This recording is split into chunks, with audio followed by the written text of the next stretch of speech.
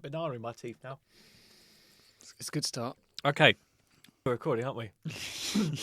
Cool. Yes.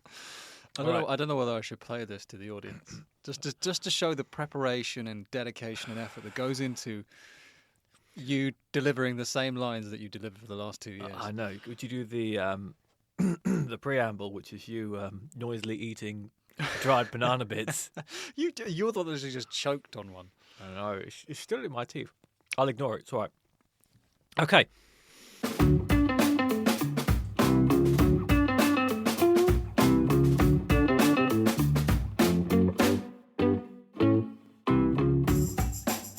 Hello, and welcome to the Gallimaufry, a hodgepodge history podcast. Thank you for joining us again in our basement of historical exploration. Oh, I quite like that. Yeah, That's quite nice. Yeah. So, thank you for joining us. I'm Will. If you haven't listened before, that's who I am, and I'm joined today by good old Nick. It's less of the old. Good old Nick. You are actually older than me. Yeah, but you're gooder than me, so I'll take that. Yeah, I was expecting that to be more insulting, but okay. No, okay. No, sometimes I'm nice to you. How have you been, Nick? Have you had a good week? It's been busy. I know those letters to the editor of the Radio Times won't ride themselves, will they? Do get some cease and desists. Well, that's kind of a reply, isn't it? Yeah, I consider that communication. Yeah. No, what about you? Are you up to anything? Well, what have I been doing? I've been painting my flat, so yeah, just doing that. Boasting that you've got a flat. I know, I've got a flat. I've got a flat and I've got 20 litres of paint. What more could a man want? A fully carpeted flat. I haven't got one of them. You own a car? Oh, well, you don't own a car. I don't own a carpet shop. I just use the space for my own personal projects. When did we first start doing this? It was during the lockdown, wasn't it? Or was it just after the lockdown? It was. I mean, that would make a great Adam Sandler movie, wouldn't it? Him trapped in a carpet shop during lockdown. Yeah, that. When I say great, I mean it would make an Adam Sandler movie. Would it be with us or just by himself? Obviously, you would be Adam Sandler. Okay, right? yeah. And I'd probably be played by, that weird guy that always... Rob Schneider? That's it, yeah. You'd be the Rob Schneider, would you? Is that how you see yourself in our relationship? But you knew the minute I said weird guy. I wish I had his career. I know he's not widely respected, but he seems to be having a nice time. It's probably rolling in cash. Did you say cash or gash? Do you really think I'd use a word like that? I was wondering. Of course I did, yeah. Yeah, okay. So on from one unfortunate mental image to another. It's just a giant house-sized one, I'm imagining. Yeah, right yeah. now. And he's rolling in it. Like, yes. Yeah. Like, this is a very not safe for work start to what it should be a family-friendly podcast. No, this particular episode maybe not so friendly. As we'll find out when we learn from Nick what the topic of this episode is going to be about. Oh, I see. I've set you up perfectly. Oh, have you? Yes. We will be talking about ancient serial killers, so hopefully I'll pick up a few tips and tricks on how to dispose of you by the end of this. Yes, so hold on to your cornflakes. Strap on your shreddies. Yeah. So it'll be a wild ride. Serial killing is a more modern fascination. In fact, you can't move for today for all the TV shows and books and tedious podcasts. Mm-hmm. Present company excluded. There are, in fact, a multitude of media dedicated to looking at serial killers. But weirdly, the word itself, serial killer, it feels like it's one of those, terms that's been around for ages. But really, it's only a little bit older than us. So the word itself wasn't actually coined until 1974. And that was by an American FBI criminal profiler named Robert Ressler. He first used the term as sort of a catch-all to refer to lots of different crimes that were occurring, and everyone had sort of their own version for it. So there was stuff like pattern murder, sequential homicide, recreational killing, which makes it sound a bit benign, really. And he wanted to basically group them under one sort of term. And he stumbled upon the term while lecturing at a British police academy at Bramshill in England, where he overheard the description of some crimes being described as a series. And he said that this description reminded him of the movie term serial adventures. What a fun background to a horrific term. What was his job? Was he police? He was a criminal profiler. In fact, Okay. he would develop the sort of psychology of what it takes to be a serial killer. He went around interviewing I think he interviewed over 36 serial killers, including Jeffrey Dahmer, John Wayne Gacy, all the big ones, and he was involved in their cases as well. However, the concept of a serial killer wasn't entirely new. In fact, a couple of decades earlier, the term, and you should really be saying this because you actually studied German. Studied it is a very... Was it you tell me you ate cheese at the train station or something? I did. I mean, I did 5 years of German GCSE, but I got a D, so... 5 years, and what can you say? Hallo, wo ist dem Flugzeug? Ich bin in dem Bahnhof. All the transport-related terms and very little else. Hello, where is the airport? I am in the train station. That's a very specific situation that you're going to have to find yourself in. Yeah. Ich bin Fußball gespielt. Do you enjoy football? I think it means I play football. Right. Okay. There you go. I know all the important phrases there. How do you pronounce this word then? I would say Serienmörder. Oh, it's actually more lyrical. I was expecting something like Serienmörder. The umlaut makes it an ooh. Is that the two dots? The two dots, like in Motley Crue. Should have been Motley Crue. It should have been. Oh wow. I think so. I'm not. But sure. you know what people are like? Like every IKEA advert I hear, it's like the wonderful world of IKEA. It's like you're never going to get people to actually call it what it's called. Skoda have decided that they are now Skoda. What? Skoda, because they have the S with the is it the K? They have a little accent which makes it Skoda. What and are not Volvo going to Skoda. become? Volva? I don't know. Stop changing your names. Just deal with It's it. a very, very, very fanny heavy episode, isn't it? In the words of Jeremy from Peep Show, vaginas. Exactly. Back to serial killers, though. I move away from that affordable European hatchbacks. Yes. So anyway, the term Sirenmoider, it was used by Ernst Gennett when describing Peter Kürten. He was known as the vampire of Dusseldorf. In terms of serial killers, the first, I guess, modern serial killer that we all know and I was going to say love then for a second. We all know and are fascinated by is Jack the Ripper. Yes. Makes you feel proud to be British, Proud doesn't it? hometown hero. But if we go further back, it becomes a little more confusing. So first, let's try and figure out, is there a definition of what it means to be a serial killer? Yes. Okay, that's good. Any more? What does it mean to be a serial killer? And for the love of God, if you mention cornflakes. Oh, no. There is actually a sort of semi-official one from the US government, which was introduced in 1998, which was a federal law passed by the United States Congress titled Protection of Children from Sexual Predator. And the term serial killing means a series of 3 or more killings, not less than one of which was committed within the United States. This is obviously a US-specific bill. Yeah. Having common characteristics such as to suggest the reasonable possibility that the crimes were committed by the same actor or actors. Okay. So it's a very broad, loose definition. So you don't actually have to be a psychopath to be a serial killer. So many think that most serial killers actually suffer from some sort of mental illness. The number one trait of a psychopath is a lack of empathy. One common explanation of this is that psychopaths experience some kind of trauma in early childhood and as a consequence suppress their emotional response. They grow up not knowing how to feel and learn instead how to manifest what they think are emotions or the correct appearance of emotions. And that's why they are generally charismatic and are able to live normal lives. So that fits in with that sort of Patrick Bateman style psychopath. Well, this is it. Think about it. Like if you're, I wouldn't say you're. I don't take this the wrong way. I wouldn't say this. I wouldn't say either of us are especially charismatic. This is news to me. I'm sorry. Was that people fawning over you as we stepped into the shop today? I assume they were being polite. Right. Yeah. If you're looking around and you're in a funeral and everyone's sad, you're like, oh, I've got to put on a sad face now. If you're at a party and everyone's having fun, you're like, oh, I've got to put on a happy face now. I think you just naturally, by giving off that sort of herd vibe, people are more willing to accept you. You say you go to a party and you're really not in the mood, but you think, oh, I have to... Sounds like every party. I've got to put a face on, you know. Nobody wants like that one miserable guy at the party, so you have to try and look like you're into it. No, but yeah, I know what you mean. We don't get invited to parties that much. But that's it, a charismatic guy, they're always nice, they're always friendly, they're always going to be like, hey. Yeah, but interestingly, there is a bit of a gender bias when it comes to serial killers. So roughly 1 in every 5 to 6 serial killers are female. meaning the vast majority of serial killers are male. The major difference is that most female serial killers who are working alone and not alongside a male tend to avoid a sexual assault or any of the kind of more kind of what's the term for it? Mutilation. Mutilation. Yeah. I was trying to think if there's a nice way of saying that, but no. Cutting people up. Yeah.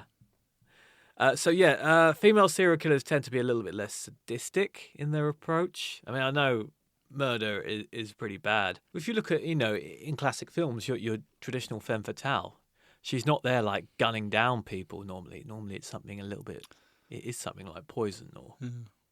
There's a wonderful book by Jennifer Wright called She Kills Me, which outlines sort of women across history who have sort of engaged in killing, whether it be, because they were a warrior or because they were a murderer or whatever. And she contends that we don't tend to think of women as serial killers for a multitude of reasons, the chief one being that we are a patriarchal society where men are dominant and women are seen as subservient and are supposed to smile all the time and not kick up a fuss.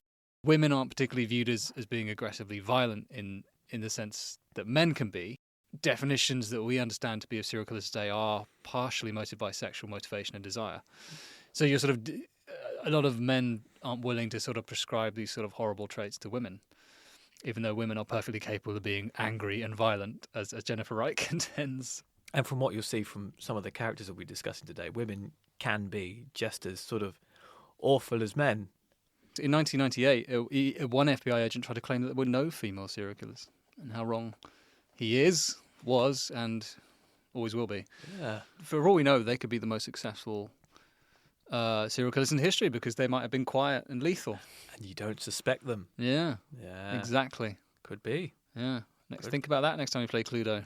What about before the modern era? What about even before Jack? What about pre-industrial society? What of the world before?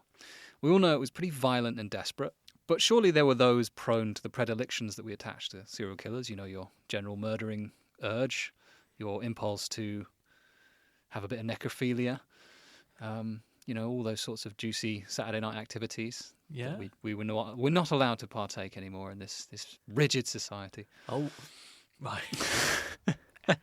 Yeah, so I think throughout human history, I think there's always been this predisposition for certain people to be kind of shitty to other people. I don't think that's necessarily a modern trait. So there's evidence collected from archaeological digs when they were digging up burial sites of our ancient ancestors, including also our Neanderthal relatives as well. And basically they found that we like to murder the Neanderthals. We like to murder other people as well, far back as then as the Stone Age, because they found evidence of necrophilia, cannibalism, vampirism, body part harvesting. Why would you harvest a body part? What are you going to do with that? Why did Jack the Ripper harvest body parts? Good point. Okay. So don't apply a rational, logical explanation to a serial killer. No. So we've been murdering for millennia. But murder for pleasure, in the way that we probably attach, and what marks out a serial killer, is this compulsion and desire for power and control, which they derive pleasure from. And it's the same whether it be a man or a woman, you want that power and control over someone's life. Where do we find this murdering pleasure bent? It would be amongst the powerful, the rich, the wealthy, those who were recorded in history at the time because they were seen as the most important, and those who did not have to worry about living day to day. So we're going to be looking at quite a few figures throughout history who mostly come from sort of nobility to royalty. History's littered with sadists, people that were unanimously seen as cruel by everyone around them, not because they were trying to defame them, but because there's just historical evidence that they were absolute arsehats. Arsehats, yes. Yeah. I thought I'd move away from fannies. Yeah. Slightly south. It's a good idea. How much of this is because they have the power to do what they want? So Caligula was obviously, emperor. If he wanted someone killed, he could just go, bang, you're dead. Yeah. Whereas, people wouldn't have batted that much of an eye because they had the power over life and death. So throughout history, you have all these sort of powerful sadistic rulers who we could argue could also be labelled serial killers. So why didn't the phenomenon of serial killing sort of arise before modern day? There are some people that actually argue that serial killing is only a modern phenomenon because of the way of our industrial society has developed, the societies we built, the cultural and social norms we have now created. However, if that were true, we wouldn't be doing we wouldn't be doing this podcast. No. Because there's plenty of evidence of people being sadistic, homicidal murderers throughout history. Yeah, there are definitely instances in recorded history of things that would appear to fit into the definition, at least the modern definition, of a serial killer. Something. I mean, serial killing is rare. Yeah. It's not like it goes on drastically every day. No. So, otherwise, people would be dropping like flies all over the place. It would be a very unpleasant world if it was. So yes, we're going to take a step back now from the ancient world up to the Middle Ages. What we might consider serial killing today would probably have been described as satanic behavior, possession by the devil, not mental illness, because they didn't understand what mental illness was, but they understood that people could go mad, so madness, and good old-fashioned superstitions like, oh, they're a werewolf or they're a vampire. Was this is a way of kind of taking real-world problems and making them fit a medieval Christian worldview, was it? Yeah, so the Christian worldview was effectively a very unscientific science book of viewing the world. The Christian religion is, this is how the world was created, this is how it works, follow these rules, you'll be all right. Yeah. So when something stepped outside that bounds or was abhorrent to that way of life, it was viewed as satanic or demonic and, rightly condemned. Okay. It's the way of understanding the behavior that goes beyond the normal realms of, oh, I killed that person because I want their money, or I killed that person because they slept with my wife. So beyond actual reasonable motive. Anyway, let's actually move on to some of the serial killers that we're going to be talking about. There's a lot of different opinions about who the first serial killer was in terms of applying our modern standards to it. We may never know, but we only have certain historical records to go on, and the further you go back, the less information there is, the less knowledge there is to work with. So these are just some of the people thought to be the very first. So to find one of the first serial killers in recorded history, at least, we need to go back to ancient Rome, to 331 BCE, when nearly 200 Roman women were accused of killing many prominent men with poison. So interestingly, one of the earliest serial killers wasn't actually an individual, it was a group of people, and they were all women as well. And they all use poison. And they use poison. So that's... Take that, 1998 FBI agent. I know. So the source of this story is the historian Livy, who wrote about it centuries later in his monumental work Ab Urbe Condita, which translates to From the Founding of the City, which covers the history of Rome from its origins to the time of Augustus. So Livy himself actually expressed some doubts about the validity of this account and suggested that it might have just been a fabrication or a misunderstanding. However, this hasn't stopped it from becoming notorious as one of the first potential recorded incidents of a serial killer in recorded history. It's difficult when your primary source actually starts to question it himself. According to Livy, in the year 331 BCE, Rome was afflicted by a mysterious disease that caused the death of many eminent men.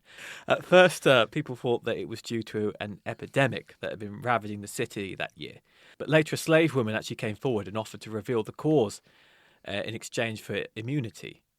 So she was granted protection by the Senate and led the authorities to a place where some women of noble rank were preparing potions. But does that really constitute what we would argue to be a serial killer? I mean, to commit murder on that scale is pretty horrific. Yeah. So, we're looking at a mass poisoning. So whether this comes down to a mass murder or whether it comes to serial killing, we've got Livy's account to go by, and he was writing centuries later. You do tend to kind of get a little bit woolly with the details. Yeah. I mean, it's a no from me. It's a no from me. I think you're probably right, but I think it's worth mentioning. Yes, it's worth mentioning.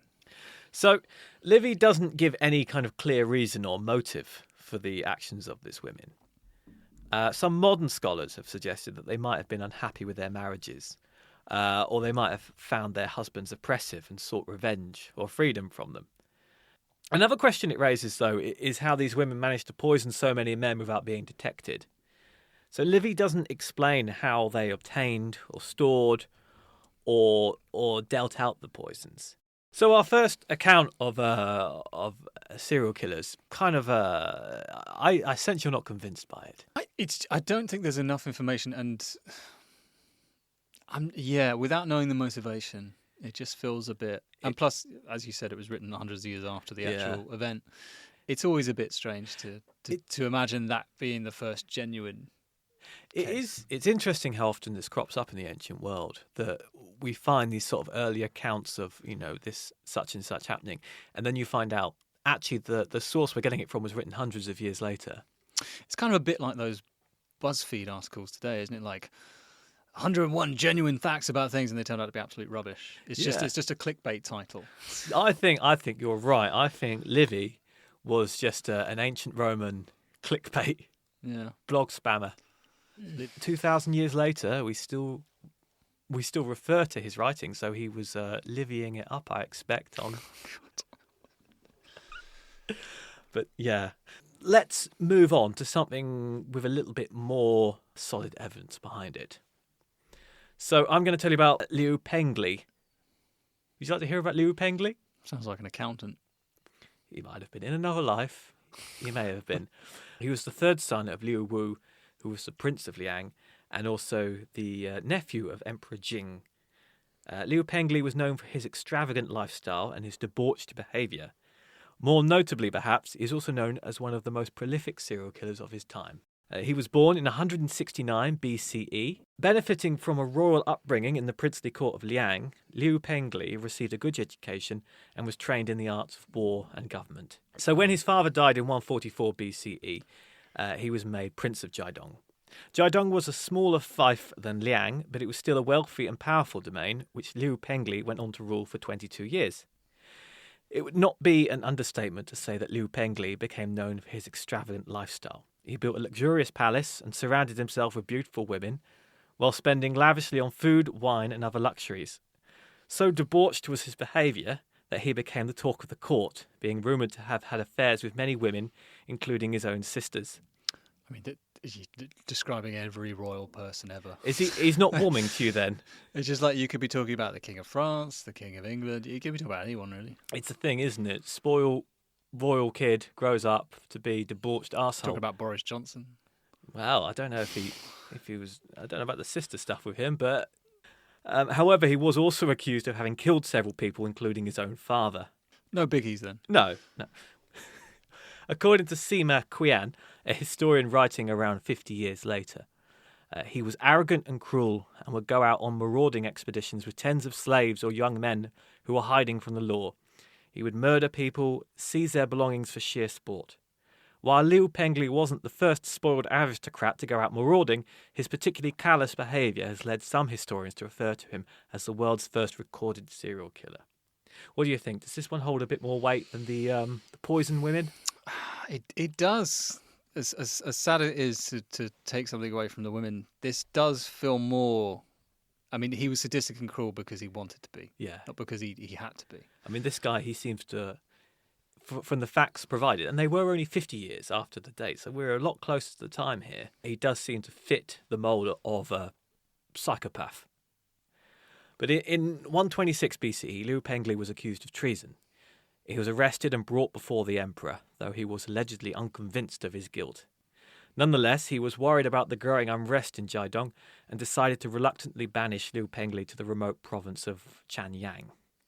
Sima Qian wrote that eventually the son of one of his victims accused him to the emperor, and the officials of the court requested that Liu Pengli be executed.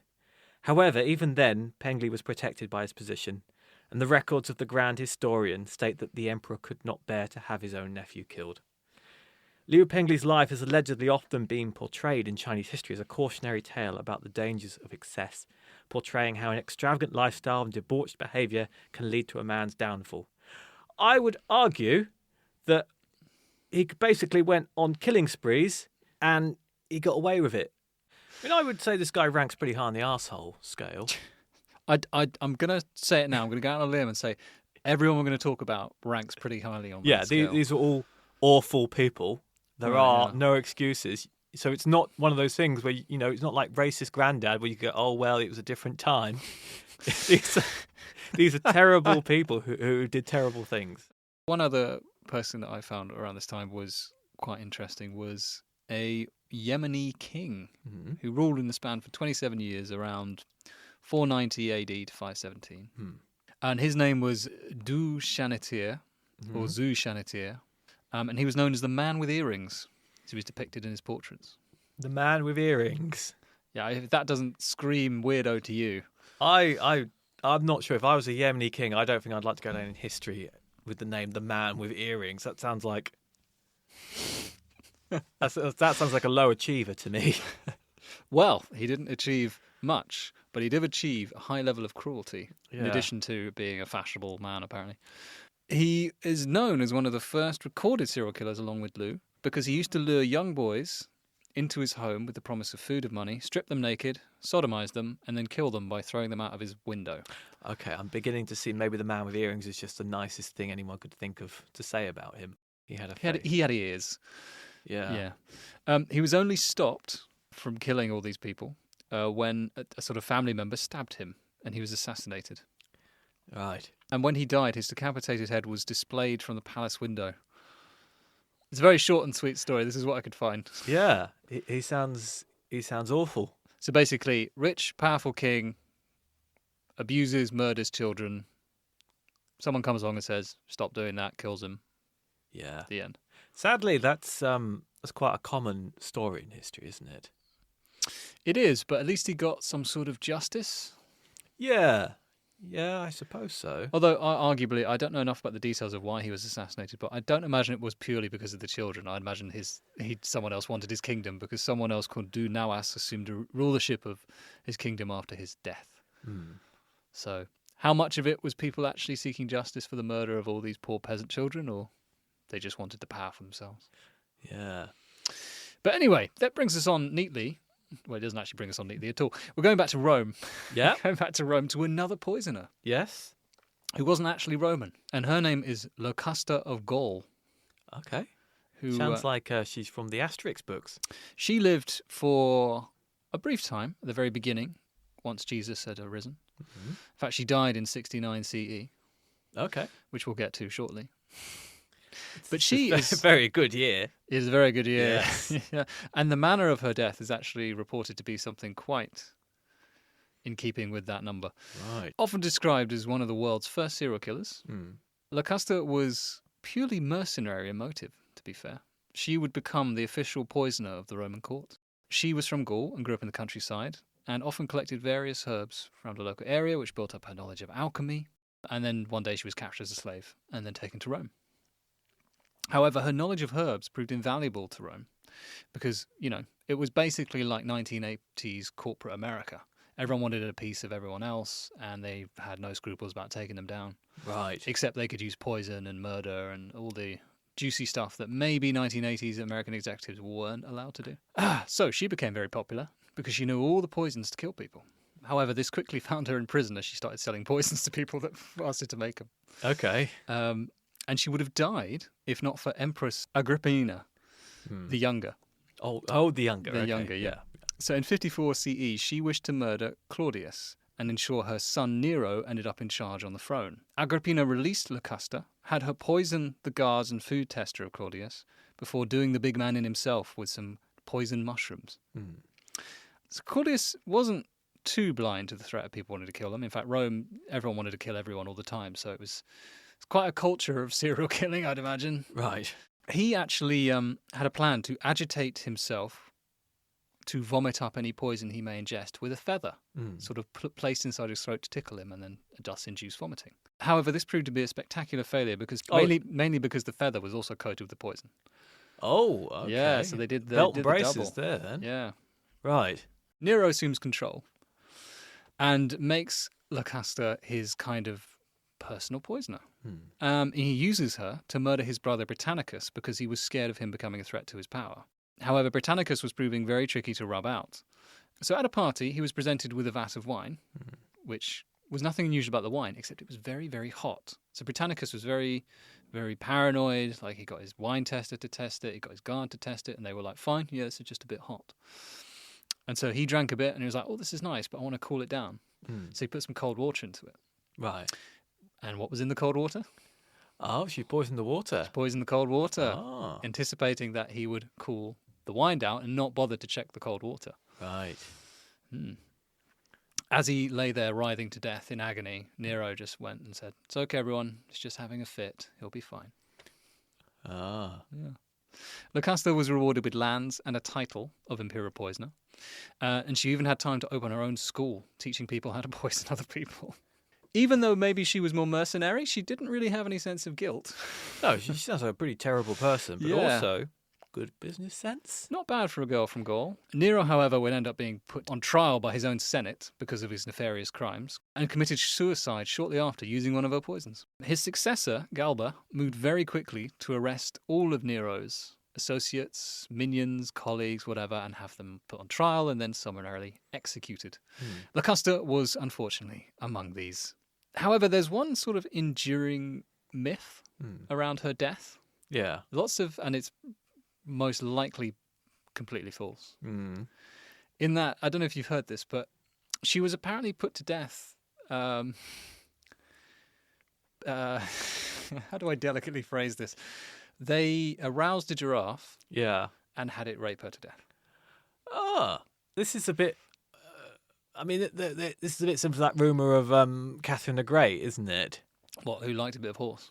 Yeah, Who liked a bit of horseplay. and the consensus seems to be that probably didn't happen, and it was just a bit of misogynistic gossip. The Romans did like doing things with animals, but it most likely is a bit of gossip. She was probably just executed normally like the other one. It's a very elaborate way to execute someone, isn't it? A roused giraffe. Lucasta's very existence became a way for Nero's enemies to criticize him. So did they exaggerate her brutality, her poisoning ability? Because by the end of it, she must have been responsible for thousands of people's deaths, directly and then indirectly through teaching other people how to kill people. Was she one of the earliest serial killers? Was she just a mercenary? I mean, what do you think? If you're being paid, are you still a serial killer or are you just a mercenary? The fact that she sort of seemed to show no remorse, lived in luxury on an estate for admittedly a short time, and trained other people. She did poison people before she started getting paid for it. Or at least she knew how to use poisons, and then realised there was a lucrative trade in this. Which suggested she'd had a go at least. Before we move away from Rome, sad as that may be, with all its juicy killings, I think it's worth mentioning Caligula. Yes. Who we all know as the absolute nuttiest emperor ever. Yes, there's a really notorious film, isn't there, starring the guy from Clockwork Orange, McDowell, of erotic slasher film or something. I never actually saw it. Apparently it wasn't very good. Sounds like a lie. I never actually saw it. Down with this sort of thing. I never saw the sexy slasher film. I don't know what you're talking about. You're right, it was Malcolm McDowell. Malcolm McDowell. Yeah. And Helen Mirren, wasn't it? She? Yes. Helen Mirren. Don't pretend like you don't know. Now, Caligula, he's one of those characters from history that has just become notorious for his reputation. So in his short, and it is short, 12 to 41 AD life, it was incredibly brutal. He racked up an impressive number of kills and misdeeds, and chief amongst them was impregnating his sister Drusilla before disemboweling her to prevent a child of similar divinity to his own being born. Beginning to see the controversy with that film now. If that doesn't scream serial killer, I'm not sure what else does. Yeah. His actions were described and rightly condemned by a senator named Seneca, who happily outlived him, hence why he was writing after. He described Caligula as torturing and killing not for practical purposes, such as to extract information or to show that dissent would not be tolerated, but just for fun. So he would execute people at night when no one could see. He would gag them so they couldn't scream, so they were denied their last breath. And this apparently shocked Seneca, a man who would go and watch the gladiators tear each other apart. It's amazing the sort of moral standards of ancient Rome. But if you're pulsing an ancient Roman, that's probably a good sign that you're doing something right in the serial killer world. It does sound a little bit like a member of the RSPCA going on a fox hunt. Yeah. Anyway, Caligula's given name wasn't actually Caligula, it was Gaius Caesar Germanicus. Caligula was his nickname, meaning little boot. So he used to attend his father's war campaigns and used to have a little tiny soldier outfit with him. What an adorable name for such a brutal sadist. His father, Germanicus, was the nephew and adopted son of the Emperor Tiberius. However, his death in 19 AD was accompanied by rumours that Tiberius had poisoned him because they were rivals. In response to this, Tiberius imprisoned his mother, his siblings. The three of them perished while incarcerated. But because of Caligula's young age, he was spared from imprisonment and sent to live with Livia, Tiberius's mother, Weirdly, then he was adopted by Tiberius, his father's supposed killer. Okay. So you can see the sort of mental gymnastics as a child you might be having to do to like, oh, my dad's died. Oh, my family's just been murdered. Oh, the guy who murdered them all he's my dad. Ah. So he had a weird start then. Which is common in serial killers to have distressed childhoods. Yeah. And upon his death in 37 AD, Caligula's ally arranged for him to become emperor, in which Caligula then had his rivals put to death. So he started out well. Yeah. However, when he started, he wasn't, by all accounts, mad. He was 25 years old when he became emperor of Rome in 37 AD, and he was actually much loved. Oh, okay. Yeah. But Yeah. then, shortly after, he became quite seriously ill. And when he recovered, he seemed to be a changed man, prone to wild fantasies, proclaimed himself a god, executed people here and there. On 24th of January 41 AD, a group of guards attacked him after a sporting event after they just had enough. And he was stabbed more than 30 times. Whether he was driven to insanity by the horrific deaths of his family members, or through poisoning, or through suffering from an undiagnosed medical condition, we'll never know. But the fact that he would torture and kill people for fun suggests that Caligula was indeed a serial killer. So moving away from Rome, similar era, we're talking sort of 40s BCE, we have Anula of Anuradhapura. She was, however, the first queen regent in Sri Lankan history, as well as the first documented female head of state in Asia. So quite groundbreaking for her time. She ruled from 47 BCE to 42 BCE during a turbulent period of political instability and foreign invasion. Like many of the arseholes in this list, she is known for her ruthless and ambitious personality, and she was known for poisoning her way through at least 4 husbands and consorts, and eventually governing the kingdom on her own. Anula was initially the consort of King Chor Naga, also known as Koranaga and Mahanaga, who was the son of King Valagambahu. I mean, you're powering through these. Oh, it's tough. No disrespect to the Sri Lankan.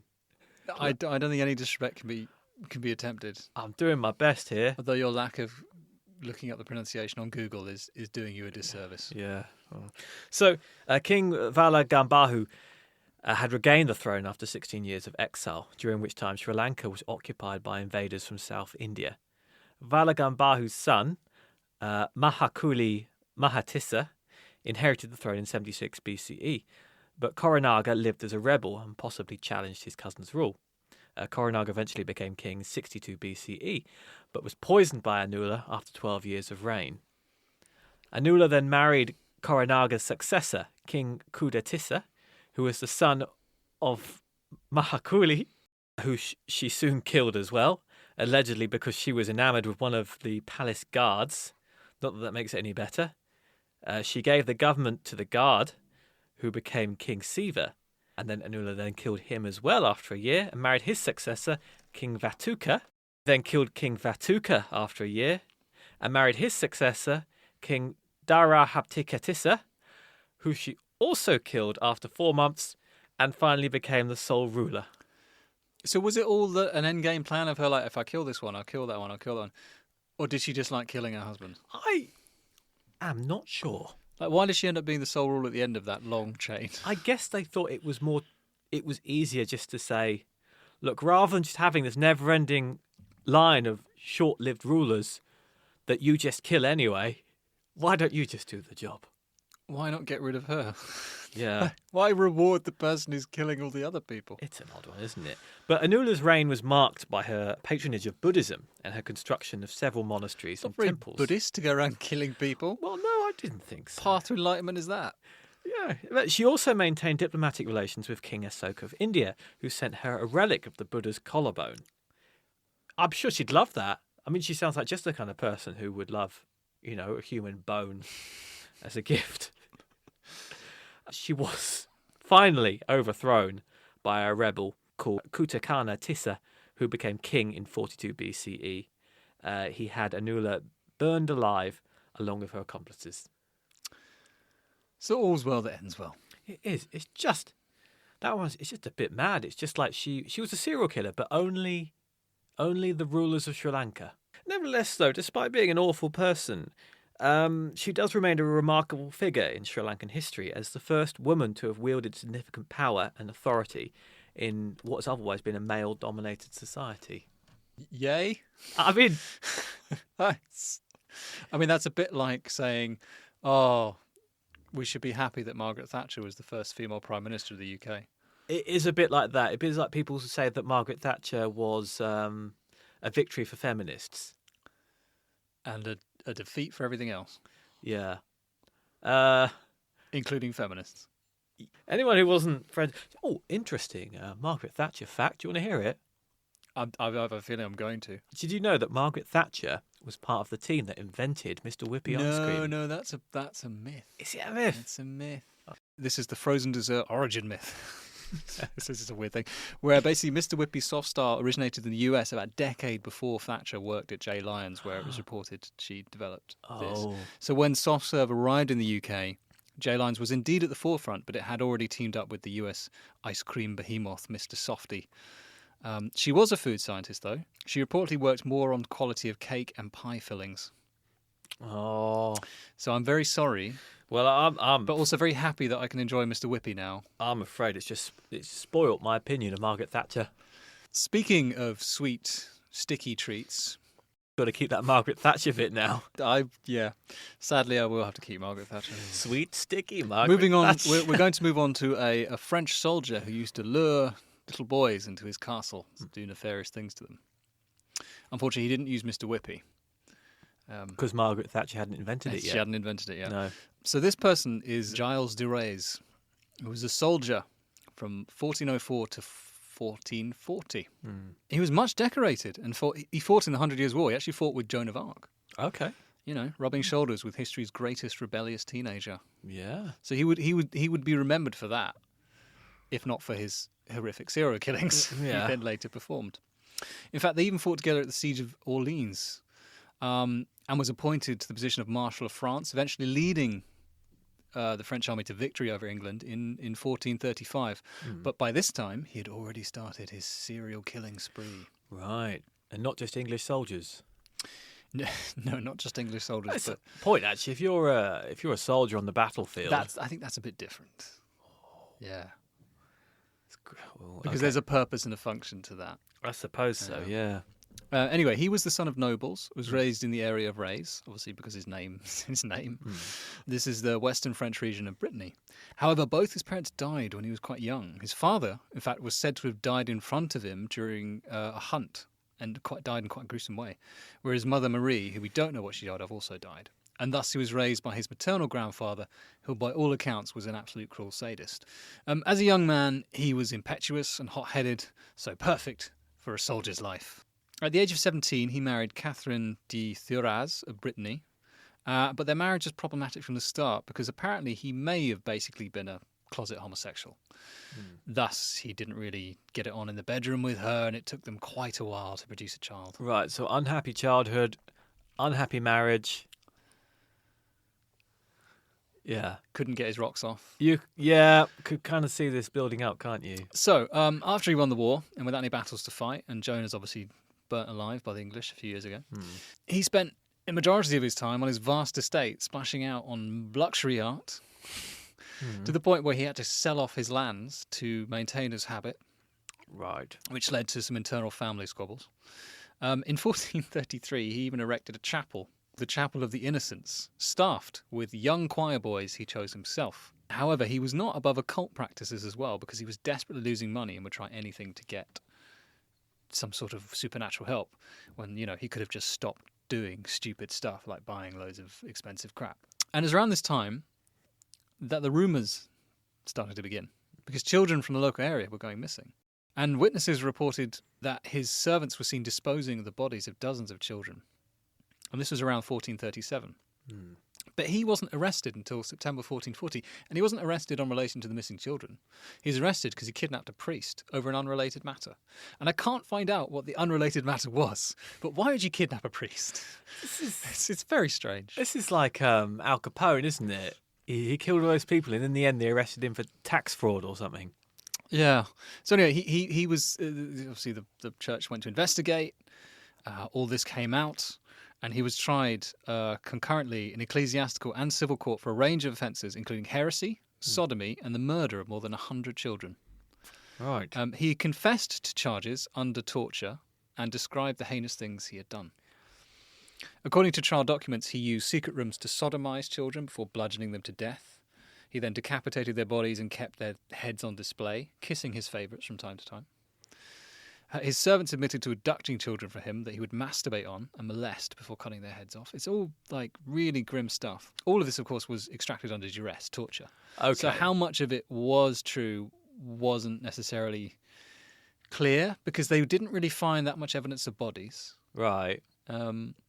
Admittedly, by the time he was put on trial in 1440, this was quite a few years after all the reports had begun. But he was sentenced to death by burning and hanging, and the punishment was carried out in Nantes on October the 26th, 1440. So it's a very quick trial, very quick verdict. However, in the face of his execution, he appeared contrite and composed, and this was lauded as a great example of Christian penitence, to the point where people for the next 100 years marked the anniversary of his death with parents whipping their children to impress upon them the gravity of his sins. So his contrition in the face of death was him apparently showing repentance. I must say... it's fucked up, yeah. Yeah, I'm struggling to get my head around that one. So basically, if you admit you did something and then say and then look pretty calm when you're about to die, apparently that's good in Christian world. What, you can get away with anything as long as you say... Well, you won't get anywhere. You're still getting killed. But yeah. But you won't be remembered less fondly. People will whip their children in your memory for years to come. It's all very odd. So as I said, not only was there not much tangible evidence proving his guilt, but the Duke of Brittany, who prosecuted the case, wound up receiving all the titles of his lands obviously after his execution. Some historians point to this as evidence of a political scheme against him. It's very hard to tell whether he was actually guilty of the crimes involved or not. But yeah. Which brings us on to one more French Giles, this one called Giles Garnier. Because you're worth it. No, that's not Garnier, is it? It's L'Oreal. L'Oreal. He's not shampoo related. No. He was apparently a notorious French werewolf. Yeah. So going back to that point earlier we talked about, if you were doing monstrous things, you were seen as a monster. Yeah. Do you know how much you got paid for being that? It wasn't a paying job. £10. Oh. You should use Johnson & Johnson's No More Tears. It's always tears with you. You're not my Mr. Matey. It's not shampoo, but never mind. Anyway, he was a notorious French werewolf from the Dole area of France during the 16th century. So there was an epidemic of attacks on young children around 1573, and Garnier and his wife were arrested and tried as werewolves, whereupon they confessed that he had killed a 12-year-old boy and was about to eat his flesh, but was interrupted by villagers. Was the definition of a werewolf back then the same as what it would be today? Sort of. Okay. Yeah, sort of a man-monster type thing. He's quite hairy. So they believe that he turned into a wolf man at night and ate people. So yeah, Garnier and the villagers testified that Garnier appeared in human form, but although also testified that some had seen him as a wolf. Garnier confessed that on another occasion he had killed a 10-year-old girl in the shape of a wolf, tearing her flesh with his teeth and claws and then devoured her. He then also claimed to have strangled a 10-year-old boy in the shape of a wolf. The authorities burned him alive on January the 18th, 1574. So again, it's hard to tell from the evidence whether, odd couple, bit outside of town, lots of people going missing. Do we pin it on them? Or is it them being a bit mad and actually killing children and thinking they're also wolves? If I were to take a guess, I would say probably... God, this is so unhistorical. I This know. is making me feel slightly ill. It could be something was going on, and people, being what they do, began to gossip, and suddenly this story arose about a werewolf or whatever attacking people. But... And from werewolves to vampires. Yes, with our final tale of Elizabeth Bathory, one of history's most notorious early serial killers. She was a countess with rich connections from Hungary. She was the cousin of the King of Poland and the Prince of Transylvania. Oh, okay. Now that... I could see the cogs in your head just whirring. Transylvania. Okay, that's modern-day Romania, isn't it? Yeah, and also home of a fictional legend. Oh, yes. Yeah, yes, we all that know. as well. Yeah. She had wealth, education, and most importantly, power, which allowed her to indulge her appetites for the less savoury delights of life. It is said that when she was a child, she had wet herself with excitement after watching a thief sewn up in the belly of a dying horse. Well, that's a concern. Yeah. I think that's she probably should have gone to therapy at that point. But the fact that they were already punishing people in such a brutal way sort of may have inspired her as a child as well. She was also partially inbred, like every royal family ever. Okay. So prone to seizures and fits of rage that largely went unpunished. She married at 14. Famous Hungarian war hero, Fenrik. I've got a Hungarian friend who's probably going to hate me for the pronunciations of all these things. Fenrik Fenrik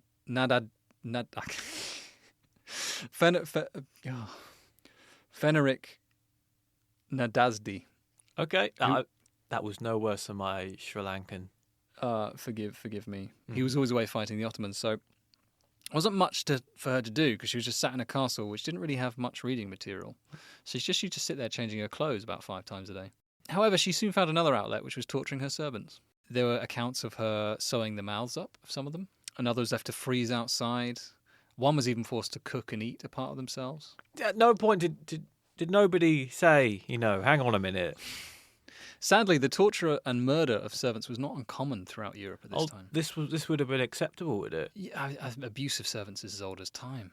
Her husband actually encouraged it. When he did occasionally come back from his wars, he built her a torture chamber. Oh, nice. Yeah. What sets her apart, though, and this story is the story that is disputed by some historians, is accepted by some, is that she used to abduct young girls. So one day she was combing her hair and she slapped her servant and it drew blood. And she noticed her hand looked younger with the blood on it or something. Right. So she got it into her head that if she bathed in it, she would then maintain her youthful appearance. So she was what we would describe as a proto-vampire. So gradually, she would just take girls from the village, kill them, take their blood, bathe in it. Looking young, my skin care routine, woo. And then she just ran out of girls, so she opened a school and started inviting lesser nobles to come to the school. Yeah. And what do you do when you start pissing off rich people? You gather attention. And the King of Hungary, Matthias II, ordered an investigation. A raid ended up providing a list of over 650 names claimed to be the victims of Elizabeth, as said by her servant. They found around 50 girls apparently dead or dying already in the castle. But these claims didn't really surface until long after her death, which is where some credibility is taken away. The investigator at the time, called Thurzo, after hearing the accusations of murder and torture and all this, charged Bathroy with the death of only 80 girls. According to witnesses, her crimes allegedly took place between 1590 and 1610, with most of the vicious murders happening after her husband's death in 1604. She died in prison at the age of 54. She wasn't executed, though. So she didn't face any sort of actual physical punishment for her alleged crimes. Was there an admission of guilt from her? No. And she didn't look any younger by the end of her life. So. No. But yeah, some historians say the true story looks more like this. Is a countess who owned strategically important land. She already had vast wealth. She was intelligent. She was powerful. Some argue that the king intentionally set out to discredit her so he could take what she had. Right. So that another confusing, vague, serial killer-esque story. Yeah. Yeah. And I think with that, we'll leave it because we can go through so many different accounts. But I think the takeaway of this is that history is littered with horrible, sadistic, cruel people that we could readily label as serial killers. How much of it is true, we won't know because people use these stories for their own means to gain power and wealth, which is equally psychopathic in its own way, I suppose. But And conversely, how many serial killers went unnoticed? it's one of those historical topics where it is a lot of hearsay and reason, and you've got to look at it objectively. Yes. Though, one thing is for all those people who say that, society has gone to the dogs in recent years, no, it's always been awful. There's always been awful people.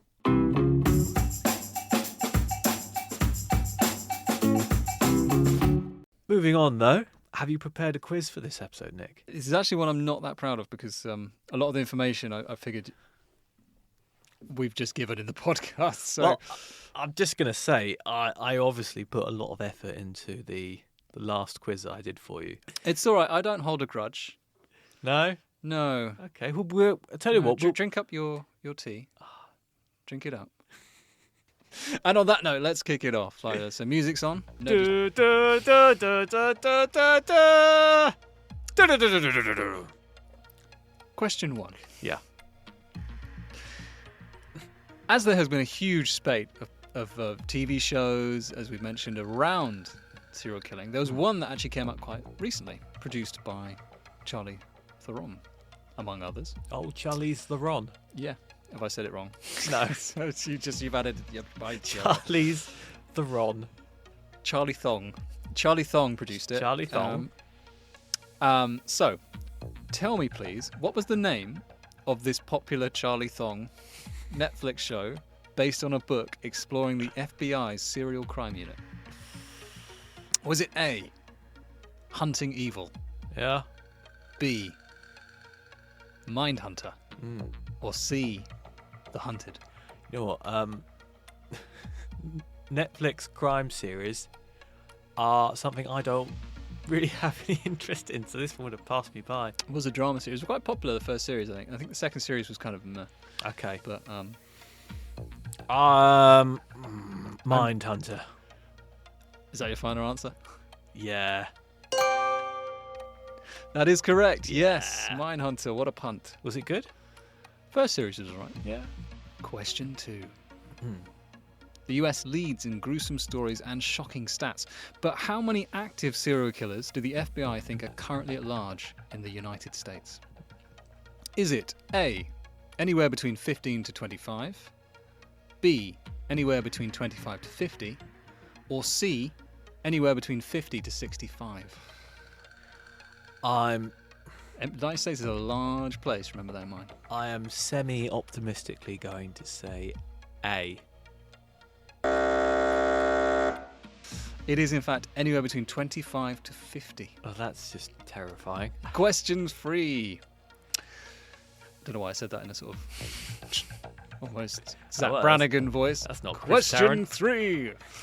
Which animal Mm. did our old friend Caligula supposedly ban from being mentioned in his presence because he didn't like the comparisons that were drawn between him and it? Okay. Was it A, a horse, B, a donkey, Mm. or C, a goat? This is funny. It's a bit like the president of China. Hasn't he allegedly banned mention of Winnie the Pooh in his presence? Because I can see it. Yeah. Allegedly. All right. I'm gonna say the donkey. I reckon. Yeah, I reckon donkey. I'm afraid you've been made an ass. Oh no. What was it? It's actually a goat. Goat. Yeah, so we don't know how true this is because it was written after his death. But apparently he wasn't particularly handsome. Yeah. He apparently was quite pale with sunken eyes and didn't have much hair on top, but had a very hairy body. Oh. And thus, he didn't like people mentioning goats because people thought he was making fun of him and compared him to a goat. Question 4. Which episode of popular science fiction British TV show Doctor Who You had to go with Doctor Who, didn't you? did Locusta but make an appearance in 1965? Was it A, The Legions of Hate? Has Doctor Who been going since 1965? Doctor Who's been going since 1963. Right. The Legions of Hate. Yeah. It's going to have its 60th anniversary this year. Oh. Okay. Yeah. Okay. Good old Doctor Who. Yeah. So A, The Legions of Hate. Yes, I remember it well. B, The Romans. That one. Yep. Or C, The Mists of Evil. The Mists of Evil. The Romans sounds a bit obvious. I'm going to go with the Mists of Evil, and I think Doctor Who wore a very long scarf. So in 1965 it was the first Doctor. He didn't wear a long scarf. That was William Hartnell. Oh, okay. Tom Baker didn't come in until 1974. Was he the one who played Wurzel Gummidge? And that was John Pertwee at number 3. Oh. I do love Wurzel Gummidge though. Yeah. Anyway, you are wrong. Okay. It was on the nose. It was the Romans. Oh, it was the Romans. Yes, she appears as a character played by Anne Tirade, Yeah. described as the official poisoner to the court of Caesar Nero. Yeah. She is portrayed as comically untroubled by the macabre nature of the work she provides. Right. Does she get a ride in the old phone box? She does not, sadly, no. That brings us on to our last question. You've got one right so far, Okay. which is, I'm loving that, to be fair. Question 5. Yeah. Now, there have been many infamous American murderers, but weirdly, there's also a thing as murderabilia. Right. It's the collection of artifacts relating to murderers or serial killers that fetch huge amounts of money. So these include John Wayne Gacy's paintings that he did in prison, Yeah. Jeffrey Dahmer's paycheck, Yeah. and Albert Fisher's autograph. Okay. But there was recently, I say recently, it wasn't that recent, Yeah. there was an auction for some of the infamous Unabomber's property. All the proceeds went to charity. This wasn't just a weird, macabre auction that went to some private individual. Somehow it doesn't make it better. Yep. How much would it cost you, or would have costed you, to purchase the Unabomber's famous hoodie and sunglasses? Would it cost you A, $12,230, B, $15,000 exactly, Yeah. or C, $20,025? How much do you think someone's willing to pay? Who would want that? Weirdos. It's like, oh, who wants a copy of, I'm sorry, we come from a society that used to collect body parts and put them in jars on display in homes. That's a good point, isn't it? My uncle used to have a shrunken head. Well, there you go. Yeah. Your uncle, probably. How much did your uncle pay for the Unabomber's jacket and hoodie? Sorry, jacket and glasses. How much did he pay? 15,000 exactly, down the middle. Oh, so close. Well, not really that close. It was actually $20,025. How much do I not want to meet the person who won that auction? Well, if they're that rich, maybe murder them and take their money. What would you do with it? You keep it in a museum. Would you? Yeah. It'd be interesting, wouldn't it? But you know that wasn't even the most expensive item. What was the most expensive? So his personal journals fetched just over $40,000.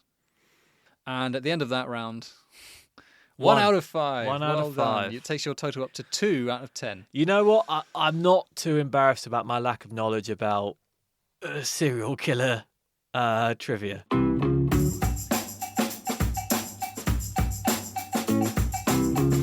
Well, that's our episode. A slightly macabre one, but hopefully you found it interesting. I think all that's left is to play the mysterious clue.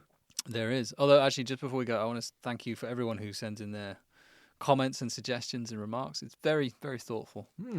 But yeah, thank you for listening. Please subscribe. Keep listening. Send us your feedback. Send Nick sweets. Oh, yes, please. Yeah. Not poison ones. Not poison ones. Nice sweets. Yeah. And no Mr. Whippy. 3, 2, 1, 1.